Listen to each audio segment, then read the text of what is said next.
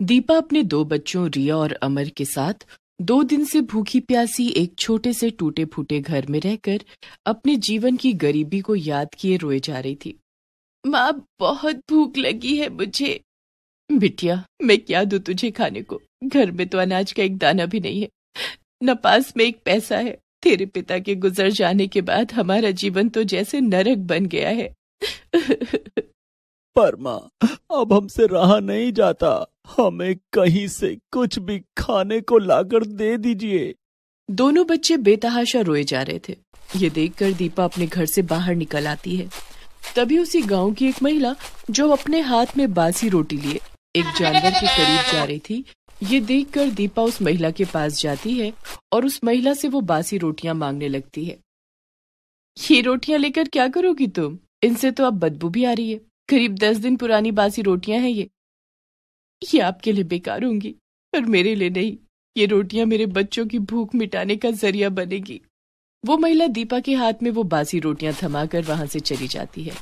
तभी दीपा बड़ी हिम्मत करके उन बासी रोटियों को लेकर अपने घर आती है। मजबूरी ऐसी थी कि ना चाहकर भी दीपा अपने बच्चों को वो बासी रोटियां खिलाने पर मजबूर हो चुकी थी। भगवान जी, ये कैसी समस्या में पड़ गए हम। जो खाना जानवर के लायक भी नहीं है, वो एक माँ अपने बच्चे को खिला रही है। मेरी मदद कीजिए भगवान, मुझे कोई काम दिला दीजिए। दीपा रोते रोते ही गांव में काम की तलाश में निकल पड़ती है। इधर दीपा के पड़ोस में रहने वाला एक दर्पण नाम का धनी व्यक्ति, जिसका बेटा चिंटू, जो रिया और अमर का हमउम्र था, जो आए दिन रिया और अमर के घर आकर उन दोनों को परेशान करता रहता था। वो चिंटू दीपा के जाते ही अमर और रिया के पास चला आता है और उनके हाथ से वो बासी रोटी छीनकर अपने कुत्ते को खिला देता है। अरे ये क्या चिंटू, तूने हमारी रोटियां इस कुत्ते को क्यों खिला दिया? गरीब कहीं के, तुम दोनों की ये रोटियां खाने की भी औकात नहीं है। चिंटू के हाथ में एक होली खेलने की पिचकारी थी, जिसमें होली का रंग पानी में मिला था। चिंटू उस पिचकारी से रिया और अमर के चेहरे पर रंग छिड़कता है और खूब हंसने लगता है। अरे अरे चिंटू, चिंटू ये क्या कर रहा है? ये देखो, इतनी महंगी पिचकारी देखी है कभी? ये मेरे पिताजी ने मुझे दिलवाई है। अरे तुम दोनों की कहाँ औकात कि तुम इतनी महंगी पिचकारी ले सको। अब देखना, 2 दिन बाद जब होली आएगी तो हम सब गांव के बच्चे मिलकर होली पर खूब मस्ती करेंगे, खूब रंग उड़ाएंगे, और तुम दोनों गरीब ऐसे ही अपनी सूरत उतारे हमें देखते रहना। रिया और अमर का इतना अपमान करके चिंटू अपने घर चला जाता है। भाई, 2 दिन बाद होली है, हमें ये पता ही नहीं। हम इस बार होली खेलेंगे ना भाई? हाँ, हम जरूर होली खेलेंगे इस बार। हम माँ से कहेंगे कि वो हमारे लिए होली का सामान ले आए, ताकि हम भी गांव के बच्चों के साथ होली खेलने का मजा ले सकें। शाम के समय दीपा अपने घर आती है। तभी रिया और अमर दीपा को उस चिंटू की सारी करतूतों के बारे में बताते हैं। ये सुनकर दीपा गुस्से में आग बबूला होकर दर्पण के घर आती है और दर्पण को उसके बेटे चिंटू की हर हरकत के बारे में बताने लगती है। सुनाए गरीब कहीं के, तुझे मैंने कितनी बार कहा है, तेरी औकात नहीं है हम जैसे अमीरों से बात करने की। और मेरा बेटा इस बड़े से महल में रहकर बढ़िया बढ़िया पकवान खाता है। वो तेरे जैसी गरीब के घर आकर क्यों तेरे बच्चों के सॉस से रोटी छीनेगा? हमारे घर का कुत्ता भी तेरे घर के खाने से बढ़िया खाना खाता है। चल निकल यहाँ से अब, वरना धक्के देकर इस घर से तुझे बाहर निकाल दूंगा, गरीब कहीं की। दीपा रोते रोते वापस अपने घर चली आती है। देखते ही देखते एक दिन बीत जाता है। शाम के समय, माँ, गांव में हर इंसान होली की कितनी धूमधाम से तैयारियां कर रहा है। बच्चे, बूढ़े, नौजवान, हर कोई होली खेलने का उत्सव मना रहा है। हाँ माँ, इस बार हमें भी होली खेलना है। हमें होली की पिचकारियां और रंग लाकर दीजिए ना, ताकि हम भी होली खेलने का आनंद ले सकें। मेरे बच्चों, अब मैं तुम दोनों को कैसे समझाऊं? मेरे पास इस समय एक पैसा नहीं है। मैं कहाँ से तुम्हारे लिए होली का साजो सामान लाऊं? इसीलिए बच्चों, हम जैसे गरीब नहीं खेल पाएंगे ये होली। दोनों बच्चे दीपा से होली खेलने की बहुत जिद करने लगते हैं, पर दीपा उन्हें हर बार मना कर देती है। आखिरकार दोनों बच्चे उदास होकर सो जाते हैं। देखते ही देखते अगला दिन निकल आता है। आज होली का त्योहार था। सारे गांव वाले बड़े मजे से होली खेल रहे थे। हर तरफ खुशियों भरा माहौल था। बस उदासी कहीं थी तो वो थी दीपा के घर पे। उसके दोनों बच्चे उदास अपने घर के आंगन में बैठे गांव के बच्चों और लोगों को होली खेलता देख रहे थे। अपने बच्चों को ऐसे उदास देखकर दीपा की आंखें नम हो जाती हैं। मेरे बच्चे कितने उदास हो गए और मैं उनकी माँ होकर उनके लिए कुछ नहीं कर पा रही हूँ। ऐ भगवान, मुझे शक्ति दे ताकि मैं अपने बच्चों की जिंदगी में आई इस उदासी को खुशियों में बदल सकूं। दीपा घर से बाहर गांव में चली आती है। तभी दीपा की नजर एक दुकान पर पड़ती है जहां एक ट्रक था जिसमें अनाज की कई सारी बोरियां रखी हुई थी। ये देखकर दीपा उस दुकान मालिक से मिन्नतें करती है कि वो अनाज की बोरियां निकालने का काम उसे दे दे। तभी दुकान मालिक दीपा को वो काम दे देता है। अब दीपा जल्दी जल्दी वो सारी बोरियां ट्रक से निकालकर उस दुकान में रख देती है, जिसके बदले दुकान का मालिक दीपा को 20 रुपए देता है। चलो, अब मैं इन पैसों से अपने बच्चों के लिए होली का सामान खरीद कर ले जाती हूँ। दीपा एक दुकान में आती है जहां उसे 20 रुपए में केवल एक ही पिचकारी मिलती है। वो पिचकारी लेकर दीपा अपने बच्चों के पास आती है और उन्हें दे देती है। माँ, मेरी पिचकारी कहाँ है? मुझे भी पिचकारी दो ना। अमर बेटा, अभी तो एक ही पिचकारी है, तुम दोनों इसी से होली खेल लो। दोनों बच्चे होली खेलने के लिए बड़े ही उत्साहित थे। वो दोनों उस पिचकारी में पानी भरते हैं और एक दूसरे के ऊपर पानी फेंककर होली खेलने का आनंद लेते हैं। तभी चिंटू उन्हें देखता है। अच्छा, तो ये दोनों पिचकारी से होली खेल रहे हैं। चलो, मैं इनकी ये पिचकारी इनसे छीन लेता हूँ। चिंटू दौड़ता हुआ जाता है और अमर के हाथ से वो पिचकारी छीनकर वहां से भाग जाता है। उसके पीछे पीछे अमर, रिया और दीपा तीनों दौड़ते हुए जाते हैं और दर्पण के घर के बाहर खड़े रह जाते हैं। ए चिंटू, बाहर निकल, मेरी बच्ची की पिचकारी उसे लौटा दे। बाहर आ चिंटू। चिंटू घर के अंदर भाग चुका था। उस समय दर्पण भी अपने घर में नहीं था। तभी चिंटू अपने घर की छत पर खड़े रहकर रिया और अमर के चेहरे पर पानी से भरे गुब्बारे फेंकता है। माँ, देखिए, वो चिंटू ने मुझ पर गुब्बारा फेंका। गरीब कहीं के, होली खेलना है तुम्हें? ये लो। चिंटू लगातार तीनों को पानी से भरे गुब्बारे फेंककर मारता जाता है। तभी अचानक मस्ती करते करते चिंटू का पैर फिसल जाता है और वो सीधे छत से नीचे की ओर गिर जाता है, जिसके बाद चिंटू को बहुत गहरी चोट लग चुकी थी। उसके शरीर से बहुत खून भी बह रहा था। दीपा चिंटू को अपनी गोद में उठाकर दौड़ती हुई हॉस्पिटल आती है, जहां डॉक्टर चिंटू का चेकअप करते हैं। तभी डॉक्टर दीपा से कहते हैं, देखिए, चिंटू के शरीर से बहुत खून बह चुका है। इसके कारण ये बेहोश भी हो गया है। अगर इसे तुरंत O पॉजिटिव खून नहीं मिला तो इसकी जान भी जा सकती है। O पॉजिटिव खून तो मेरा है डॉक्टर, आप मेरा खून ले लीजिए, पर इस बच्चे की जान बचा लीजिए। इस बच्चे को कुछ नहीं होना चाहिए डॉक्टर। तभी डॉक्टर दीपा का खून लेते हैं और चिंटू को लगाते हैं। थोड़े समय बाद चिंटू खतरे से बाहर हो जाता है। ये देखकर दीपा की जान में जान आती है। दीपा जैसे ही बाहर आती है, तभी दर्पण दौड़ता हुआ हॉस्पिटल आता है। तेरी हिम्मत कैसे हुई दीपा, मेरे बच्चे को नुकसान पहुंचाने की? अगर मेरे बच्चे को कुछ हुआ ना तो मैं तुझे और तेरे दोनों बच्चों को जान से मार दूंगा। दर्पण दीपा की बात सुने बिना अंदर चिंटू के पास चला जाता है। जब वो चिंटू को ठीक ठाक देखता है तो उसकी खुशी का कोई ठिकाना नहीं रहता। इधर दीपा अपने दोनों बच्चों को लेकर अपने घर चली जाती है। उस दीपा को मैं छोड़ूंगा नहीं। उसने मेरे बच्चे की ये हालत की, उससे तो मैं पुलिस के हवाले करके रहूंगा। ये बात सुनकर चिंटू दर्पण को सारी बात विस्तार से बताता है। हाँ दर्पण भाई, आपके बेटे चिंटू की जान बचाना नामुमकिन था। अगर दीपा बहन चिंटू को अपना खून न देती तो शायद आज आपका बेटा नहीं बच पाता। ये बात सुनकर दर्पण की आंखें भर आती हैं और वो चिंटू को लेकर दीपा के घर आता है।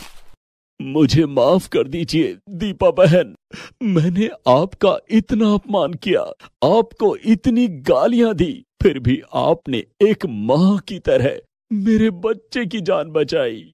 आज अगर मेरी माँ जिंदा होती तो शायद वो भी मेरे लिए ये नहीं कर पाती थी जो आज आपने किया है। नहीं मेरे बच्चे, एक माँ का जिगर और हिम्मत बहुत बड़ी होती है। एक माँ अपने बच्चों के लिए वो कर सकती है जो दुनिया का कोई इंसान नहीं कर सकता। और क्या हुआ चिंटू, अगर तेरी माँ नहीं है तो? मैं तो हूं ना, तेरी माँ नहीं पर माँ जैसी तो हूं। ये सुनकर चिंटू दीपा के गले लगकर बहुत रोने लगता है। तभी दर्पण दीपा और उसके दोनों बच्चों को लेकर हमेशा के लिए अपने बड़े से घर में लेकर चला जाता है। और उसके बाद दीपा, दर्पण और सब एक साथ मिलकर खुशी खुशी होली खेलते हैं। होली का ये त्योहार दीपा के जीवन में खुशियों की बहार ले आया था। रजनी को बचपन से ही होली खेलने का बहुत शौक था, लेकिन उसे क्या पता था कि एक दिन उसकी जिंदगी से सारे रंग अचानक गायब हो जाएंगे। क्या हुआ था रजनी के साथ, ये जानने के लिए देखते हैं विधवा बहू की होली। घर में शहनाइयां गूंज रही थी। रजनी की शादी रोहित के साथ होने वाली थी। रजनी और रोहित कॉलेज में एक साथ पढ़ते थे और वहीं दोनों को एक दूसरे से प्यार हो गया। पढ़ाई पूरी होते ही रोहित और रजनी ने अपने अपने परिवार को शादी के लिए मना लिया। सभी रस्मों और रीति रिवाजों के साथ रजनी और रोहित की शादी हो गई। शादी के बाद रजनी अपने ससुराल आ गई। रोहित, कुछ महीनों के बाद होली आने वाली है। माँ ने हमें घर बुलाए है। माँ कह रही थी कि शादी के बाद पहली होली हमें वहीं मनानी है और वहां मेरी सहेलियां भी आएंगी। आपको तो पता है ना कि मुझे होली खेलने का कितना शौक है। हाँ रजनी, मम्मी जी ने हमें घर बुलाया है तो हम दोनों जरूर जाएंगे। आखिर ससुराल में मेरी पहली होली होगी। सालियों के साथ होली खेलने का अलग ही मजा आएगा। इतना कहकर रोहित हंसने लगता है।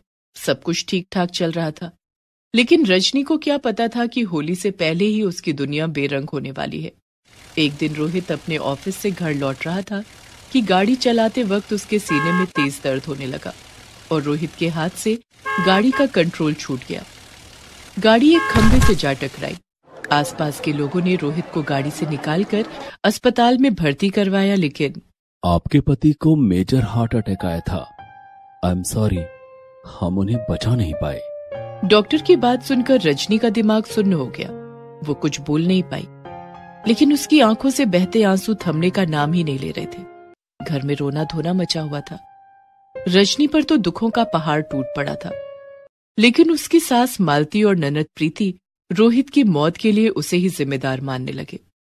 रोहित की मौत के बाद से रजनी के प्रति मालती और प्रीति का व्यवहार बिल्कुल बदल गया। रजनी, ओ रजनी, कहाँ मर गई? जल्दी इधर आ। जी माँ जी, आपने मुझे बुलाया? माँ जी क्या लगा रखा है? तुझे दिखता नहीं कि घर में खाना नहीं बना है? मेरे बेटे को तो खा गई, अब हमें भी भूखा मारेगी क्या? माँ जी, आपके बेटे को मैंने नहीं मारा। अगर वो आपके बेटे थे तो मेरे भी पति थे। देखा माँ, भाभी की जबान कैसे कैंची की तरह चलती है। इन्हें तो भैया की मौत का जरा भी दुख नहीं है। रजनी के ससुर गजेंद्र मालती और प्रीति की बातें सुन रहे थे। रजनी के प्रति उनका बदला हुआ व्यवहार उन्हें परेशान कर रहा था। प्रीति, तुम्हें अपनी भाभी के बारे में ऐसी बातें नहीं बोलनी चाहिए। आहा, बेटी की गलती दिख गई आपको, लेकिन बहू ने मेरे साथ कैसे बदतमीजी से बात की वो नहीं दिखाई पड़ा आपको? लगता है रजनी ने आप पर भी कोई जादू कर दिया है, डायन कहीं की। मालती, ये मत भूलो कि रजनी इस घर की बहू है। रोहित की मौत का दुख जितना हमें है उतना ही उसे भी। बस वो तुम दोनों की तरह अपने दुखों का मेला नहीं लगाती। माँ, अब इस घर में भाभी के आगे हमारी कोई इज्जत नहीं। देख रही हो पापा कैसे भाभी का पक्ष ले रहे हैं। तुम दोनों माँ बेटी को जो करना है करो, लेकिन मैं रजनी के साथ गलत नहीं होने दूंगा। क्या वादा किया था हमने उसके माता पिता से? यही ना कि हम उसे अपनी बेटी बनाकर रखेंगे। बेटी के साथ कोई ऐसा सलूक करता है क्या? देखो जी, आप हमारे मामले में ना ही पड़ो तो अच्छा है। रजनी, तू यहाँ खड़ी खड़ी हमारी बातें सुन रही है? जाके रसोई में जल्दी से खाना बना।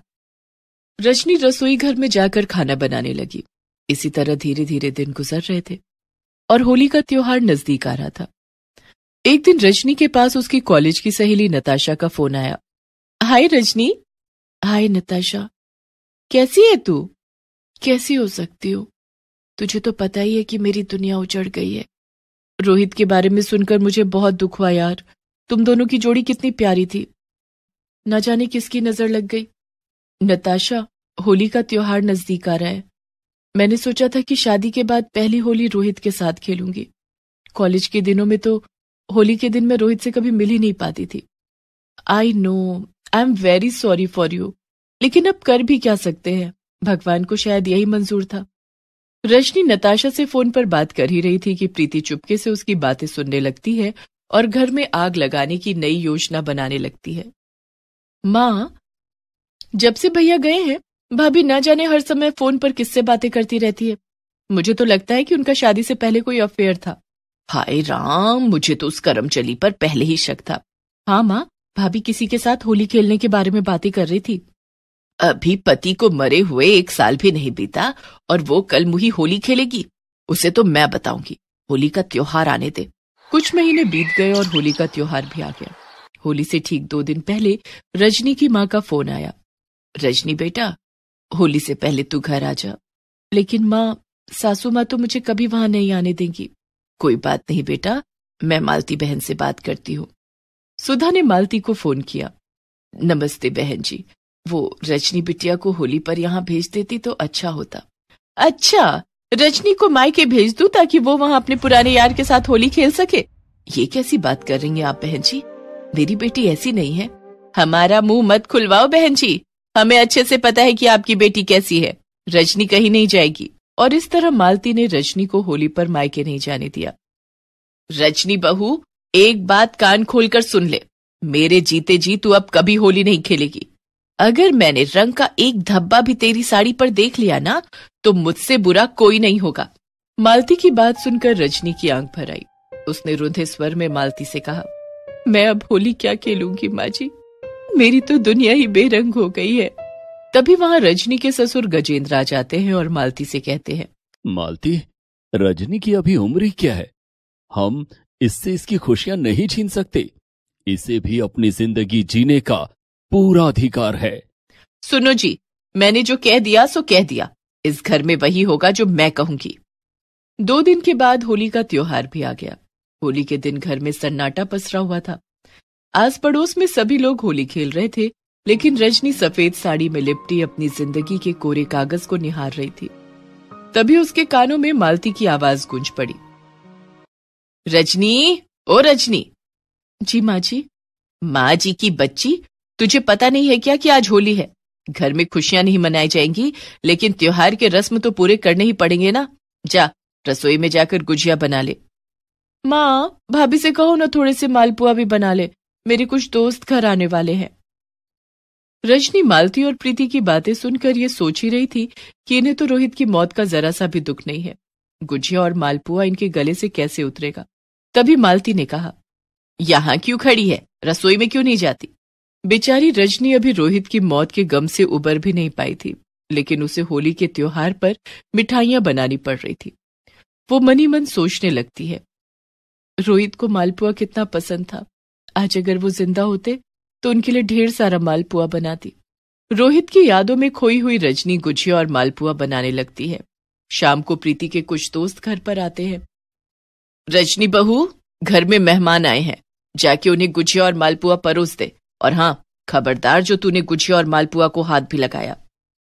माँ जी, इन मिठाइयों को खाना तो दूर, मेरा इन्हें बनाने का भी मन नहीं था। आज मुझे रोहित की बहुत याद आ रही है। आज वो जिंदा होते तो हम दोनों खूब होली खेलते। ठीक है, ज्यादा इमोशनल ड्रामा करने की जरूरत नहीं है। जाके मेहमानों को चाय और नाश्ता दे।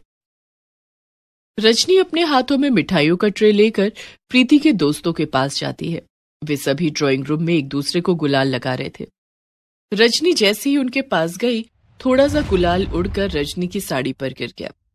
भाभी, आपको दिखाई नहीं देता कि यहाँ हम सब होली खेल रहे हैं? आपको यहाँ आने की क्या जरूरत थी? माँ जी ने मिठाइयां देने को कहा था, इसलिए मैं यहाँ आई हूँ। मिठाइयां देने आई हो या मिठाइयां देने के बहाने होली खेलने आई हो? आपको शर्म नहीं आती? विधवा होकर होली खेलना चाहती हो? अरे क्या हुआ प्रीति, क्यों चिल्ला रही है? देखो ना माँ, भाभी हमारे साथ होली खेलने यहाँ आई थी। तभी मालती की नजर रजनी की सफेद साड़ी पर जाती है, जिस पर गुलाल का रंग लगा हुआ था। हाय राम, बेशरम, पति को मरे हुए 1 साल भी नहीं हुआ और चली आई होली खेलने।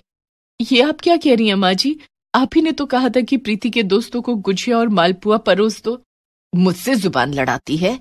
मालती ने सबके सामने रजनी के गाल पर एक जोरदार चांटा चढ़ दिया। चांटे की गूंज गजेंद्र के कानों तक पड़ी। गजेंद्र अपने कमरे से निकलकर बाहर आए तो उन्होंने देखा कि मालती रजनी को थप्पड़ मार रही थी। गजेंद्र ने आकर मालती का हाथ पकड़ लिया। बस मालती, बहुत हो गया। ना तो तुम्हें अपने बेटे की मौत का गम है और ना ही तुम्हारी लाडली को। आप मेरे बीच में मत बोलिए। आपको तो कुछ दिखाई नहीं देता है कि आपकी बहू क्या गुल खिला रही है?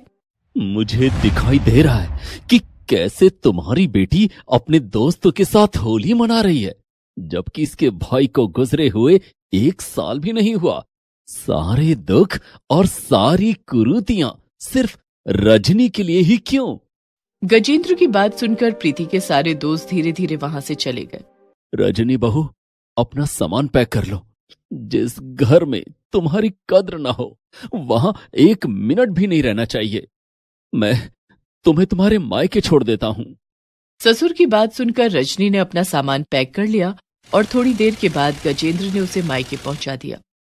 अरे भाई साहब, आप हमें माफ कर दीजिए बहन जी। हम रजनी को वो सम्मान नहीं दे पाए जो एक लड़की को उसके ससुराल में मिलना चाहिए। रजनी की जिंदगी दोबारा रंगों से भर दीजिए।